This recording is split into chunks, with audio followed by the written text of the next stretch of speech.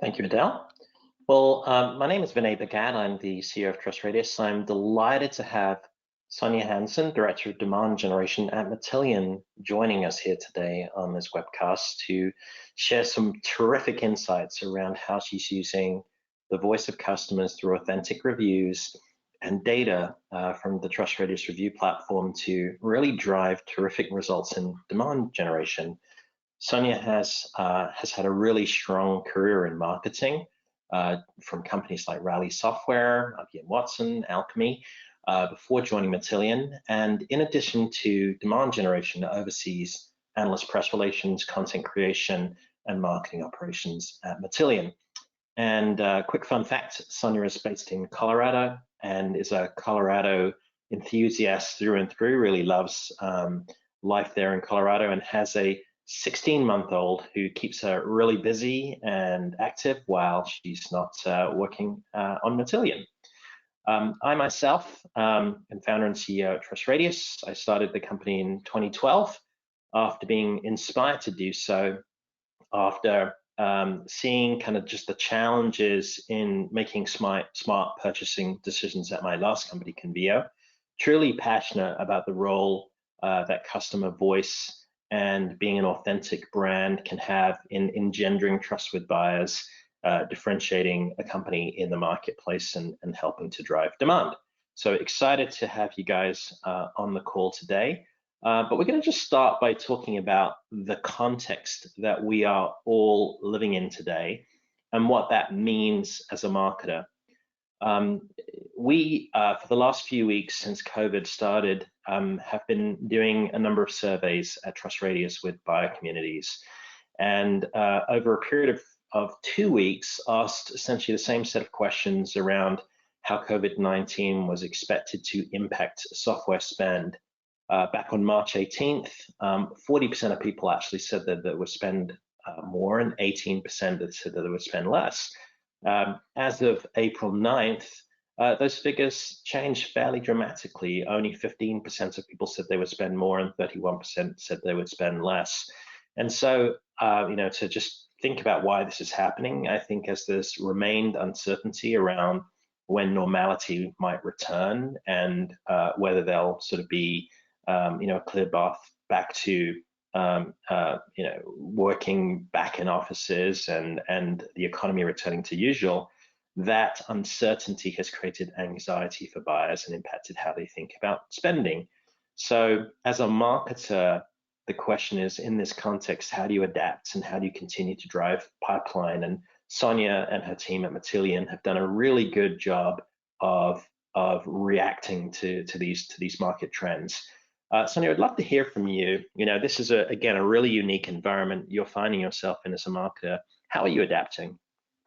Yeah, and thank you for inviting me here and happy to talk to all of you today. Looking forward to hearing from Vinay as well as to what TrustRadius is seeing. When at the beginning of March, when our team at Matillion was really hearing kind of rumblings that events were being canceled already. We are a global company, so we were dealing with events being canceled in the UK, Stockholm. I think we had an event canceled a day before we were scheduled to leave. And so it obviously just creates this uneasiness amongst not only our team, but just the business in general of like, okay, well, what are we going to do? Within 2 weeks of kind of those initial rumblings, we were working at home. Our team was completely remote, and we were moving from what was supposed to be a 2x growth in field events this year to all digital campaigns. So we basically had this wonderful cookie, plan that we were going to follow to the T throughout the rest of the year. We threw it out the window. And I had 2 field marketing managers that suddenly needed to move to digital campaign management. So there was some ramp up time there as well. But I think really for our team, the key was to maintain focus on our goals. Those really didn't change. We still needed to bring in solid quality leads for our sales team.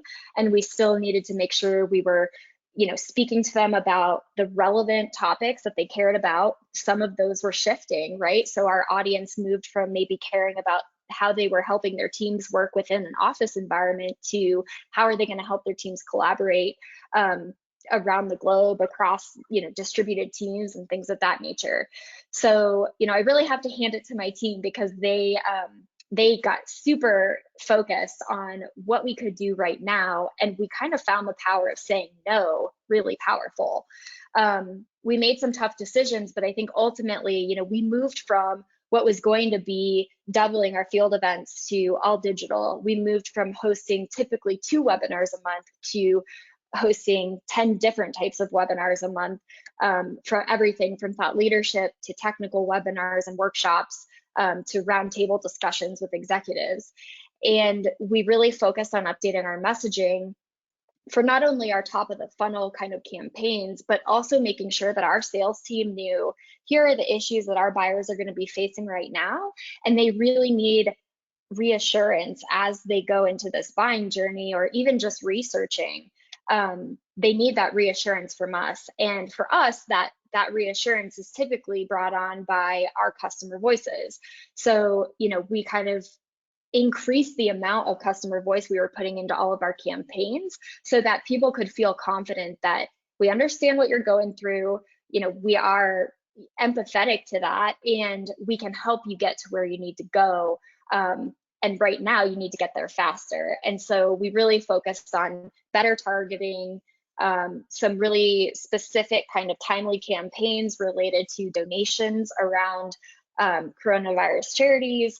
And we invited our prospect base to be a part of that. So that's just kind of an overview.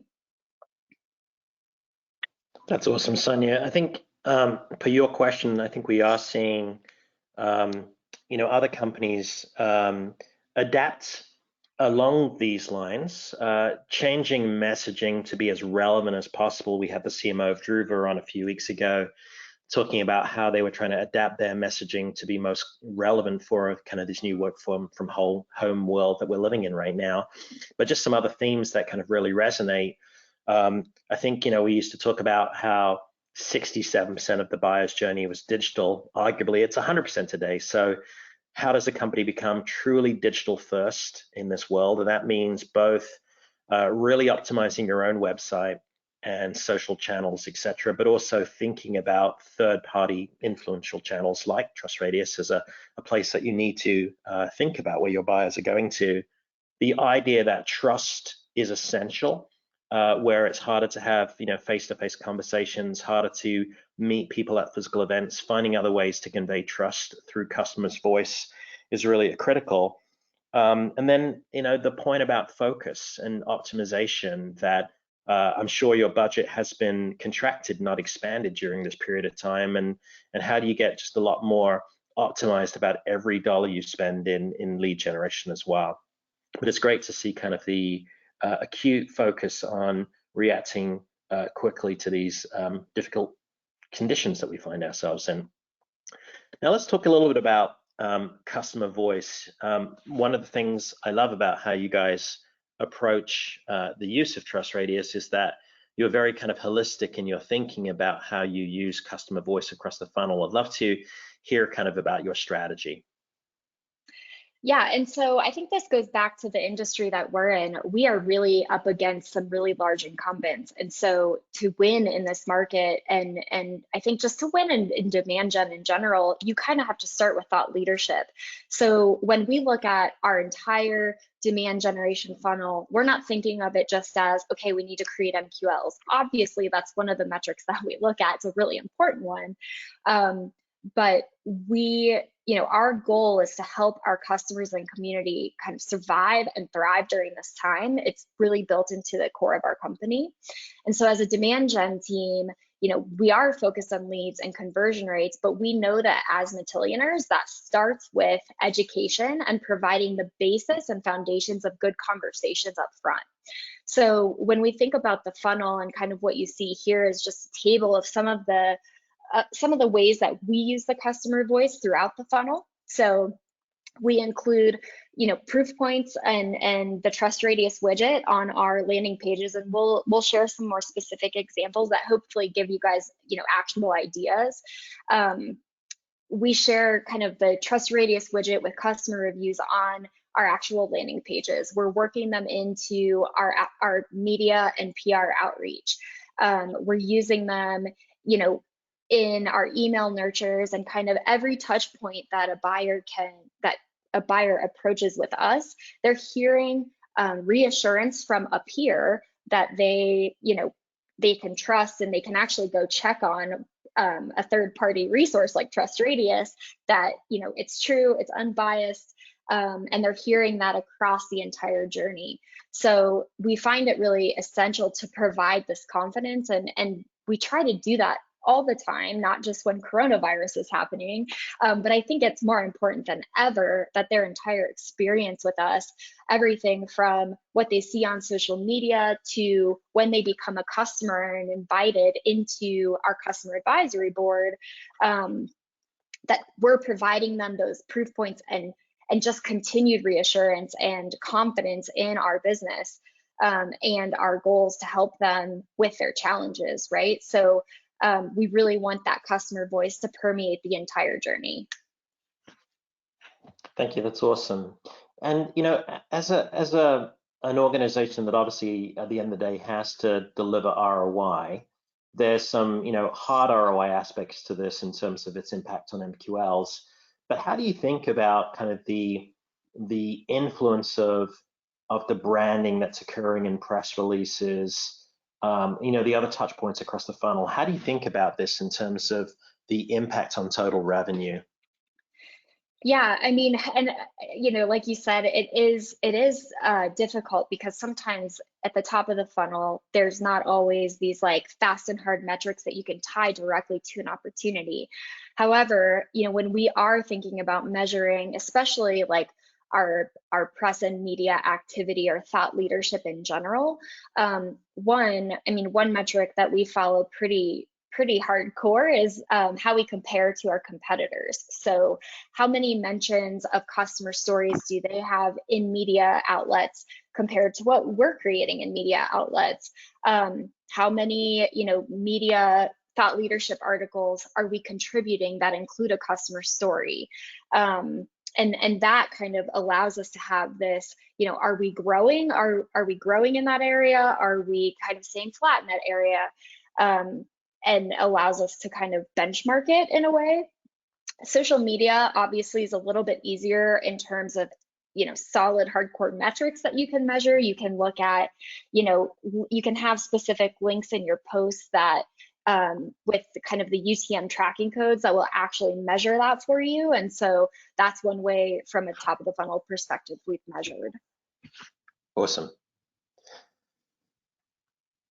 So as you mentioned, you're using customer quotes very heavily from your reviews and press releases. You're using customer stories that you generate from reviews as pitch stories to media, but you've also had some good success with talking about kind of your top rated recognition. Would love to hear a little bit more about that and how that, what that means to you.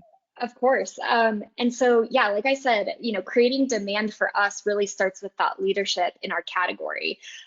We are in a really high growth competitive market, and we are going up against some really large incumbents in the space. And so for us, driving awareness and increasing trust with the media and analysts is the first step.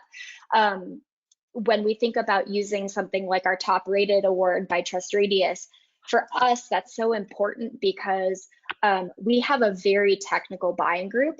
And so they're generally skeptical of marketing. They hate the fluffy, any fluff, creative stuff, which we love, but obviously it's not going to work with like a data scientist. And so we have to be very real and very straightforward. And so what we love about being able to use some of our, accolades, I guess, for lack of a better word, is just, again, reinforcing the fact that third-party unbiased resources are calling us, top rated in our industry, the, designations as like best places to work and things of that nature help. But yeah, we've used our top rated award in our press and media, all of our press releases, like our boilerplates. We've used it across just different stories with analysts that we're talking to at Gartner and Forrester. And so it really helps us underscore that, like, hey, we're not just saying like we're the leader because, you know, our mom thinks we're the leader.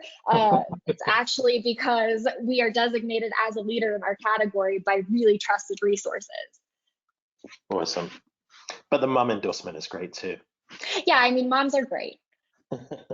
Now, to hard ROI and using customer voice, you've done some amazing things around conversion, specifically on your PPC landing pages. Would love to hear a little bit more about that and what's works for you. Yeah, and so I mean, I guess with this, and certainly demand gen marketers will, hopefully this will resonate with you. You know, PPC is a tough game. It changes every day, and it's constantly in need of testing. And so, you know, we were able to connect our industry thought leadership to our paid campaigns and Google, you know, AdWords and those sorts of things, to catch buyers where they are and just provide that additional reinforcement. So we actually have incorporated our top rated award and kind of, you know, accolades into our actual ads.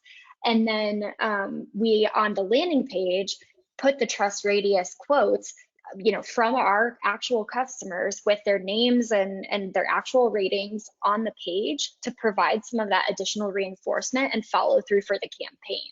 So one, it makes it hyper relevant because they're seeing it on the ad and they're seeing it on the page. And then if they, you know, go to additional resources, they're also seeing it on our website and kind of across the board. But we're able to use those proof points to help conversion on the landing page itself. So we did some testing with this, and certainly, you know, we've had a number of tests, but I think the best thing for me is actually that we see an increase in conversion rates, like a pretty substantial increase in conversion rates. And we're also reducing our cost per demo request, which is one of our biggest success metrics of whether we're gonna like hit our ARR number and hit our monthly numbers. So that's been really awesome for us to see. I think, you know, we always have more testing to do, but if you can actually test something like this, incorporating it, you know, incorporating the blurb into an ad, and it certainly doesn't have to be this exact thing, right? Like it could be, you could also incorporate just the TrustRadius widget, which can scroll through a number of different reviews on your landing pages. So there's a lot of ways to use the TrustRadius materials and resources that they give you to help provide that reassurance to your buyers, and hopefully start a conversation. Those results are fantastic. Again, a 70% increase in conversion and a 3x reduction in cost per demo. Those are just fantastic results. And I know you feel like you've still got a long ways to go in terms of testing out this journey. Just the other day, we talked about how to tune the content potentially for different audiences, because Matillion works with different cloud data warehouse systems like Redshift and Google BigQuery, and how there's an opportunity to create kind of different widgets for different audiences and so forth, or even competitors, etc. So lots of additional room for optimization, but the early results seem very promising. Another area that you've had some great success with is remarketing, using our category audience data, where we're providing you a data set of people who have actually researched products in your category, in the data integration category, but also in adjacent categories like cloud data warehouses as well. And would love to hear more about the results that you've achieved there and kind of what you've learned through testing. Yeah, and certainly this was a learning journey for us. When we were preparing for the webinar, I mean, I was very transparent with Vinay too that we struggled with this at first, and you know, certainly you always want to, remarketing is great just from the perspective that you know this audience was searching with intent, and you know that they were already looking at things that on the TrustRadius site that related to you and is directly relevant to your industry. But hopefully you guys can take something from my experience that will help you guys launch this and not have the same issues we did. at first, we really tried to target people who had done these intent-based searches on TrustRadius on Facebook and LinkedIn. We thought that social was the way to go, and certainly we did have success with LinkedIn. I think that's a place we're still using this audience. Facebook tanked for us. In the past, we've had really great conversion rates with Facebook. This audience was not having it on our Facebook advertising. So we actually just turned it off. And when we did some additional testing, what we saw with the remarketing audience that we leveraged through TrustRadius was with Google display campaigns, we actually saw a really solid click-through rate. You'll see that it's over 2 times more than kind of the Google regular ad conversion rate, and was producing conversions at a rate that were higher than our other pages for remarketing. So, we're continuing to evolve this, and I would say we still definitely have more work to do here, but if at first you don't succeed, try again is probably the motto here. And I think certainly what we found successful with this audience, because we do know that they're further down in the funnel, we are targeting them with demo related offers. And while it's resulting in smaller numbers than we would normally see than like a top of the funnel content marketing campaign, it's giving us really qualified leads. And so that's super important for our sales team, right? Getting these qualified leads in their hands that are ready to talk and ready to see the product. If I could produce thousands of those, it would be awesome. That's really interesting to hear that, and it makes a lot of sense that you're targeting with a different message that's kind of more oriented on a demo. Just the other day, I was talking to one of our client success managers who works with our customer Optimizely, and they've done some interesting things where they're feeding intent data from TrustRadius into Drift, and they are differentiating the kind of chat messages that people see on their website based upon they've been on TrustRadius or not. So if they haven't been on TrustRadius, they get kind of the normal interaction. If they have been on TrustRadius, they get a request or a message to ask if they'd like to book a demo, and they've seen that result in sort of net new conversions. But in your case here with retargeting, you've realized that these people are further down their journey, and get a demo as the CTA seems to be working out nicely for you. That's really great to hear. Yeah. The other thing to note about retargeting is when you're retargeting a category audience versus retargeting your own traffic, is that the people may not be that familiar with your brand per se. So it's really critical that the ad really does 2 things: makes it really clear what category your ad is related to. So there's a frame of reference for them, even if they're not familiar with your product brand, but the ad seems relevant because it's in a problem area or space that's relevant to their research pattern. And then again, per the ad, particularly on the right-hand side, and even on the left where it references TrustRadius, referencing TrustRadius, because that's the origin of where these people have come from. They have a degree of trust in us already. And so repurposing that established trust in the ad is critical, again, to drive the click-through rate that you want. And again, it's really terrific to hear that those clicks are generating in those clicks are leading to a higher rate of conversion than other ad forms like general Google search. Yeah, I mean, certainly context setting with the ad is so important, right? And making sure that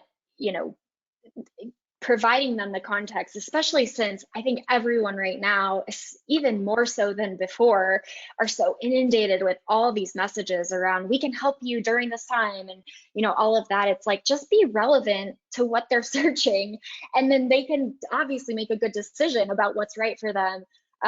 We don't have to continue to like pepper them with messages if we're just giving them hyper relevant messages, and that's what the TrustRadius audience helps us do, because we already know that they're looking for this stuff, which for us is great. The first step's done, right?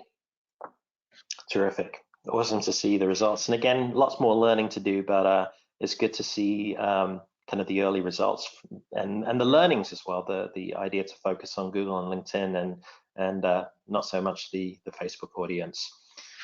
You're also doing, again, a really good job of not just breadcrumbing your top-rated recognition, but customer voice content in other methods, in other areas, in other web pages on your site, in nurture emails. And I think you mentioned that you're also using customer quotes in your outreach, SDR outbound cadences as well. Would love to hear just a little bit more in terms of how you're using customer voice more pervasively across the funnel. Yeah, and certainly this just goes back into providing a really cohesive journey for the buyer, and hoping that if at any point, we know our digital buying journey is not linear anymore. You can drop in at any point, right? I may do 70% of my research by asking a peer who they recommend, and then immediately go request a demo for Matillion. And we kind of have to be relevant at all stages. It's not just this ideal scenario of like they go to a landing page and downloaded content and then they get a nurture. So we're weaving this all in to provide context for the buyer. So when we think about our nurture emails, certainly we're working in customer quotes, we're working in basically messages of like, don't hear it from us. Sure, we can tell you how great our products are, but you're really going to trust somebody like you who has been there and done that, been through the battles and come out the other side. So here's a message or a video or something from a customer that you can take a look at. And additionally, doing that on landing pages just kind of, I think, consistently gives people that reassurance that, hey, it's not just Matillion telling me they're so great. Like, look at all these other brands that are using them, and kind of gives them that mentality of like, hey, I need to check this out. So yeah, emails, forms, we're working with our sales team on outreach, which is like a sales loft. If you have sales loft or outreach, an automation tool for sales to actually reach out. And so we work with them to create kind of templates that they can put into their email nurtures on the sales side that continue that, the proof points and providing the reassurance to the customer. So we're really trying to do it throughout our entire buyer journey, from everything that they see digitally that we're putting out from an asset perspective to the actual like webinars and everything that we're running, which I think is the next slide. Yeah, absolutely. And again, this is fantastic to see how ubiquitous you've made customer voice. As we talked about, one of the next areas of opportunity is just personalizing it a little bit further. So if someone's coming in on a term related to a particular industry or a particular geography or a competitive term, or even a platform that you integrate with, like again an Amazon Redshift, there's an opportunity to even go a step further in terms of personalizing the content that they see to be quotes that are hyper relevant to their situation and use case. You've really stepped up the volume of webinars to an impressive, I think, 10 a month, you said, up from 2 a month beforehand. I have webinar envy. But how are you kind of handling that level of volume? You mentioned, I think, that customers were featured in many of the webinars. Yeah, so I wouldn't always say that more is better in terms of webinars, but we're really splitting our webinars into a few different categories. So we have, kind of like I said before, the thought leadership category. We have a kind of technical workshop category where we're actually taking people through the product and setting up free trials on the phone that we do with our partners. And then we have some other like tech talk related 30-minute short webinars that are more of just like, hey, here's a typical problem that people have when using Matillion, or a particular challenge. Like, we're going to show you how to solve that problem on this call. So different webinars for different parts of the buying journey, but nearly all of them use customer stories. So this was a big one for us when we were talking about what to do this quarter. We moved from 2 webinars to about 10 a month, and our goal is to have customer proof points in every story. So, in a digital only world, it is so useful when people can say, hey, like that person's having the same issue as I am, and I want to hear from them how to solve that, or what they're doing, or just brainstorm with them. You don't always even have to give answers, but if the customer can just talk about the challenges they're facing, and say, very practically, here's what we're doing, let me know what you think. I know it can be hard to find and request a customer to tell their story. It's something that we battle too, just in terms of finding, getting their time. They're busy. Right now, everybody's trying to figure out what they're going to do for the rest of the year. And you want the ROI and proof point metrics that the customers don't always have, shaping their stories and things like that. And so one thing we've done is turn to the TrustRadius reviews. So when there's a section of the portal that allows you to identify people who've left a review, but also done like a hand raise that says, hey, I'll be a reference, you can contact me. So we actually had a guy from one of our customers, Simpress, who is a pretty, substantial customer for us. And I didn't even know that this guy existed, but he left a review and raised his hand, and I was able to reach out to him and say, hey, we actually have a place for you to tell your story. Will you work with us?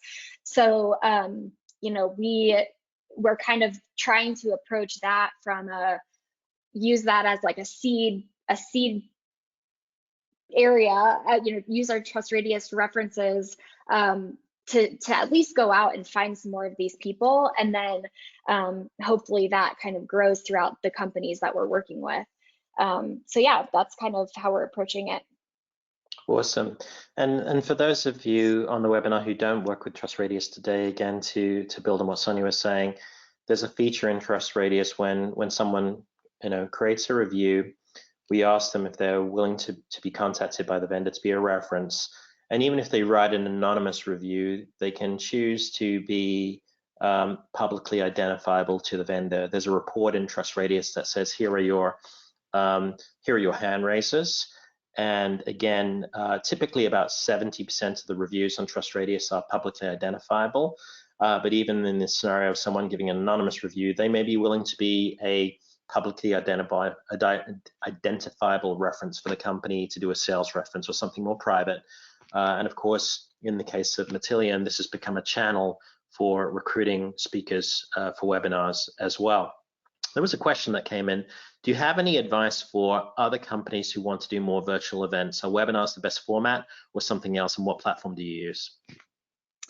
Yeah, good question. I think I'll give you, so one, webinars are a great platform, but I also think you have to consider your buyers, your personas, right? So for us, our folks are generally, like I said, pretty technical, and so they would like to have interactive conversations with our presenters, and so we often do kind of a really short presentation, like 10 to 15 minutes max, and then we open it up so that they can have an interactive conversation. So you certainly can use a webinar platform for that. I mean, you can use something like Zoom if it's a small group. So if you're thinking about if your strategy, say, is more geared towards the enterprise, and you are looking for 5 or 6 people on the phone, and you want to have this like roundtable discussion, you could use something like Zoom and keep it really simple. Add a password to Zoom. I know there's been issues. And then, kind of some of the things that we're using. So we are doing a virtual summit.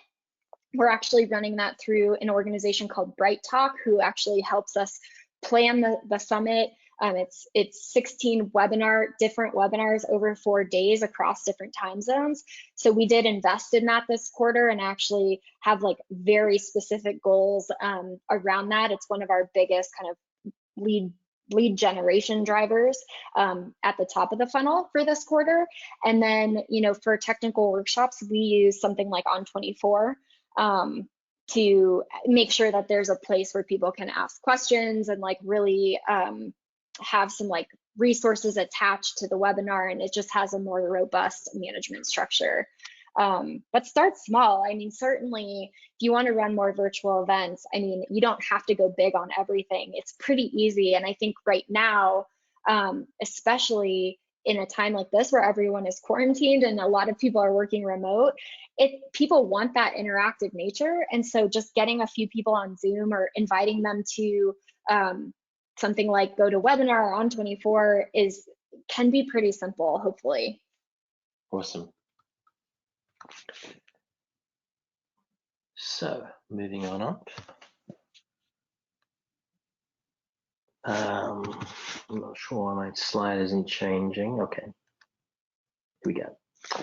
So quotes and references for sales enablement. We talked earlier about how you're using quotes in outreach templates. Would love to hear a little bit more about enabling sales, because we do hear enabling sales to be a key priority for marketers right now. In fact, in polls that we've done, it's been the #1 priority.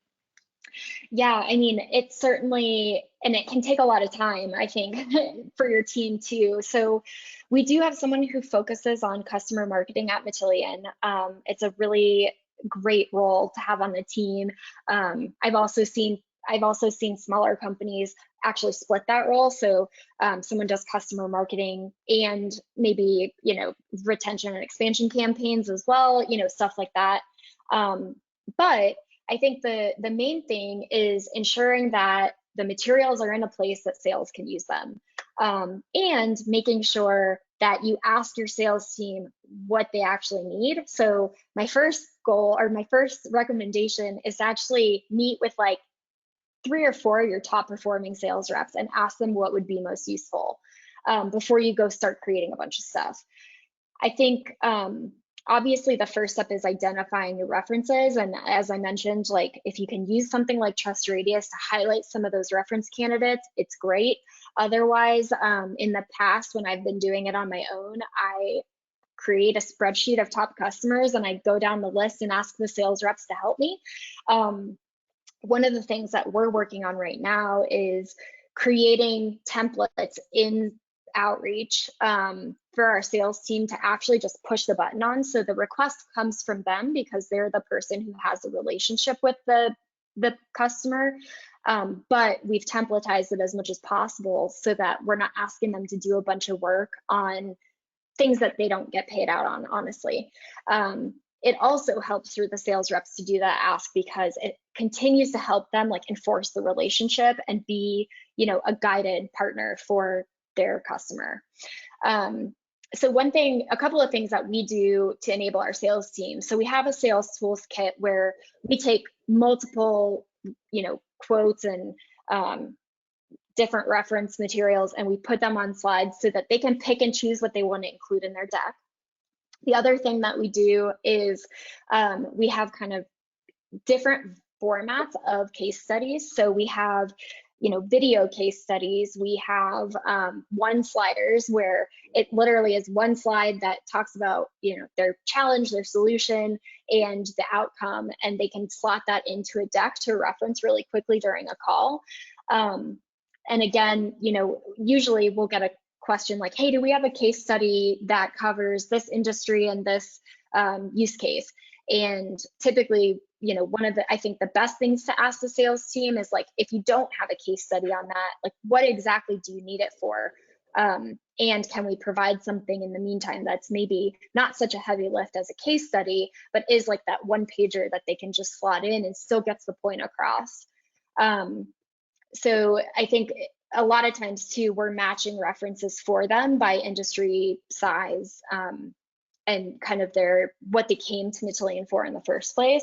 So that's easy for us to like hand them something when they need it. A couple of things that we've been doing as a company. For several years, we've had a direct integration to Salesforce to spoon feed quotes directly into Salesforce at an opportunity or an account level. More recently, we've introduced a browser extension for Chrome that makes it easy for an AE to find a quote that maybe speaks to a competitor, an objection, or to a particular use case or industry. Of course, the more specific a quote or story you can get to the customer's situation, it's going to resonate better. So it starts with having strong content. It starts with having a degree of critical mass so that you have all of your industries, use cases, competitive scenarios, geos represented. And then there's a fair amount of like enablement and kind of internal education to do to get the reps to start to become self-sufficient in terms of using a resource like that versus always coming to marketing with a request each time. So that's the evolution that we see, and I think there's just a lot of opportunity again to use quotes from reviews, and of course reviews as fuller length stories to enable sales. Another thing to think about is that the custom questions that we ask in order to generate a review are critical in terms of telling your differentiation story and your narrative, and they can be dynamic. Let's say in the context of COVID and working from home, the messaging of the company has changed some to speak to current events. We can go back to your existing customers who've written reviews and get them to update those reviews and capture new content. So this is an ongoing area, but I think what we're learning from Matillion is it's really important to be close to your top sales performers to truly understand what they're looking for so you can serve their needs. So just to kind of wrap up, when we think about the role of TrustRadius and customer reviews in terms of empowering demand generation, it's really critical to look beyond sort of the narrow view of how many referrals or leads are we getting from a review site. There are so many other ways that a platform like TrustRadius or customer reviews as a strategy impacts demand generation. It starts at top of funnel in terms of the influence on independent research that occurs, both in terms of active buyers doing research on our platform, but also those people who are visiting your site and seeing the social proof, the review widgets on your web pages, on your landing pages, other forms of social proof like top rated status. As we talked about in the landing page example, increasing conversion is a tremendous opportunity. Matillion's getting a 70% higher conversion rate on their PPC landing page. PPC is obviously very expensive, and everything you can do to decrease your cost per lead or decrease your cost per demo is critical. And having that social proof, that customer voice present on those landing pages is really critical. And tuning that content to be more contextually relevant over time will further increase conversion rates. From an ad perspective, to the degree that you can use a strategy like category or audience marketing, where we're helping you to remarket to high intent buyers in your category at an individual, not an account level, that's really, really critical as well. Of course, there are some leads that come from TrustRadius as well.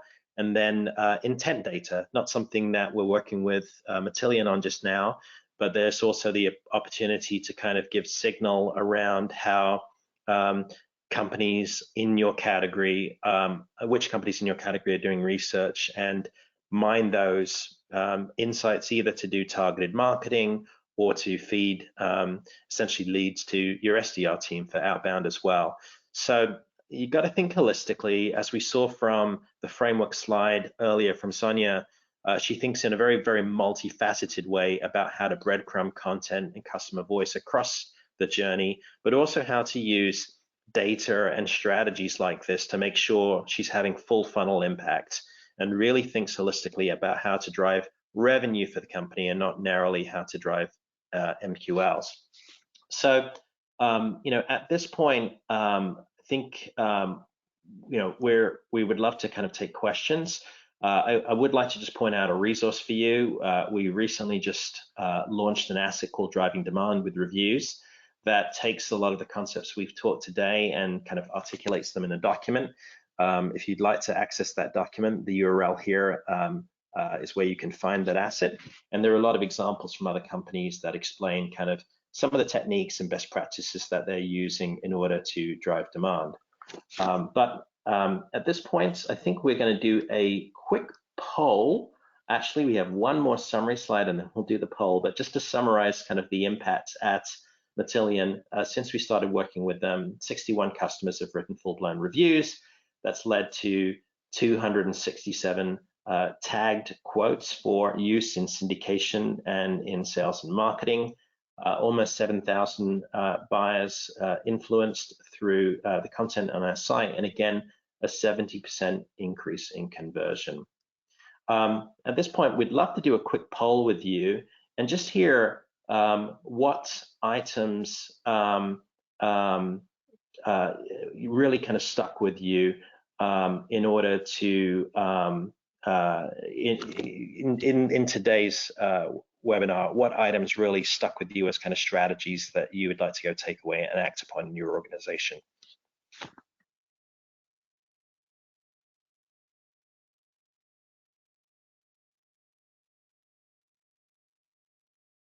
So I'll give you guys a couple of minutes to respond to the poll.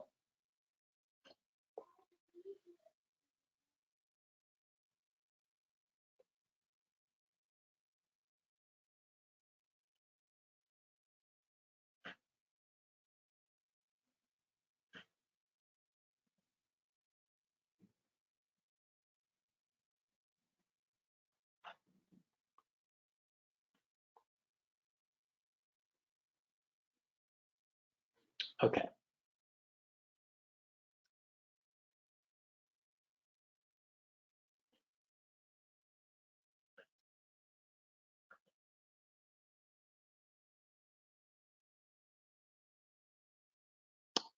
Adele, I'm not sure how to display the poll results. I'm seeing them.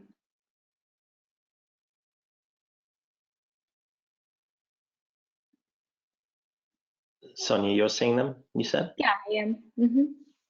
Okay, I'm not seeing them. Would you mind Yeah. reading them out? Of course. So it looks like almost 50% of everyone on the call took away, the optimizing conversion rate with social proof, which for a call about demand gen, not surprising to me. And then let's see, the next highest were feature customer speakers at digital events and driving awareness with customer quotes and awards. Those both got 17%. And then, remarketing to the category audience was 13, and then finally rounding out recruiting reviewers to serve as references.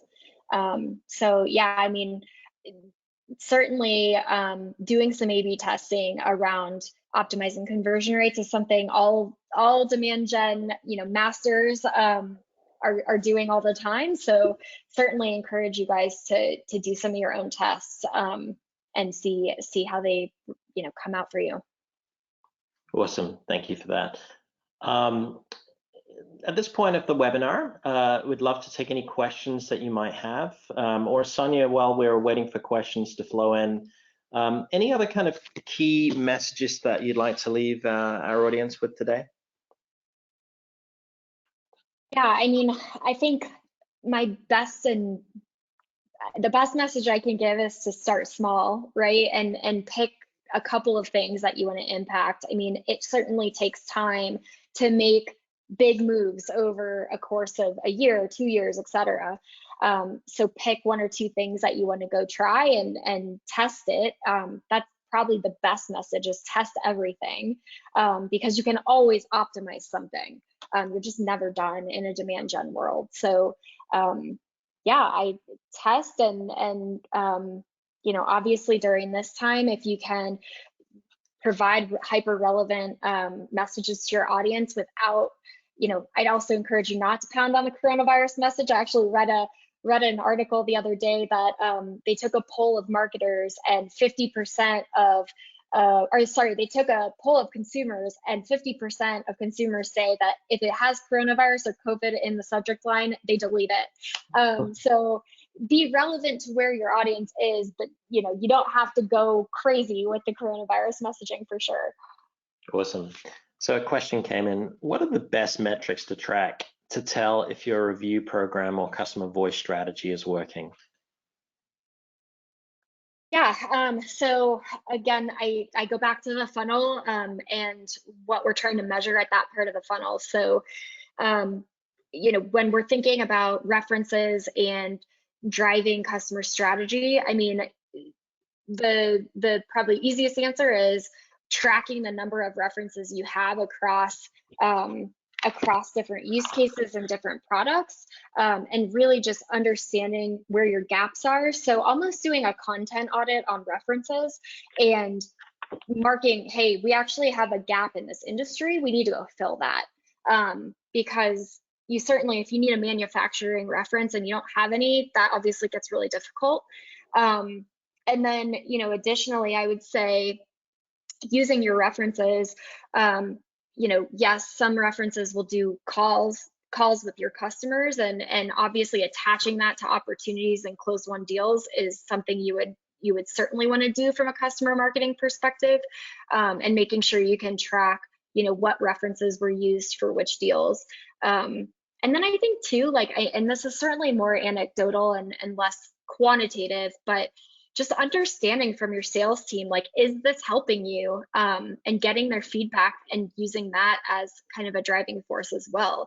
Your sales team's on the front lines, and so they're using these references and understanding if they're resonating or not. And so I would use them as a barometer as well. We recently published a guidebook called kind of the ROI of reviews, and we have a number of sort of metrics to look at there. We take sort of different lenses on the problem. So certainly there are specific metrics you can track with respect to demand generation, like for example, impacts of conversion on lead forms, direct referred leads, the impact of strategies like category remarketing and intent data. When you look at a customer voice product marketing or customer marketing level, a lot of the metrics that Sonya discussed, like numbers of stories, numbers of references, numbers of usable quotes, are often the ways that we see people kind of measure a program results. And at a kind of holistic kind of marketing level, like if you look at, from a CMO lens, brand awareness is often something that people look at as well in terms of share of voice, share of audience in a category. So lots of different ways to kind of look at metrics, but it's often going to depend on the lens that you're coming from.